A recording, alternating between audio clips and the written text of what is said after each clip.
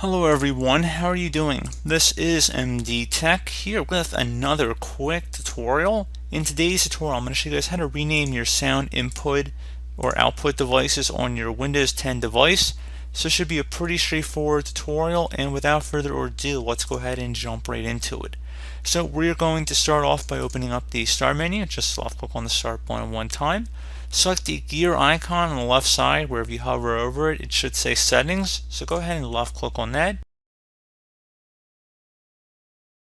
Select the System tile, Display, Sound, Notifications, Power. Now on the left side, select Sound. And then underneath Output, it might ask if you want to adjust your output settings. So you go underneath Output, choose your output device. Click inside the drop down here. Again, it'll show you what your device is that you're currently using.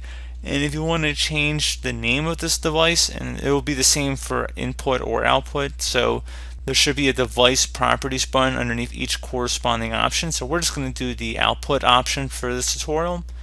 So again, but the same thing would apply for inputs as well.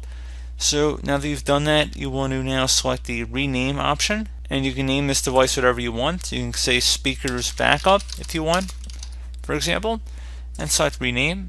Now if you go back, you see now it says speakers backup for the output device. So you can name it more personalized. If you have multiple speakers, you could put more personalized information as to identifying what speaker you might be using, or if you have multiple microphones, you might want to name them different microphone names for the input device. So definitely has a place, I would say, and that's pretty much it, guys. So quick tutorial today. Do hope that I was able to help you out, and I do look forward to catching you all in the next tutorial.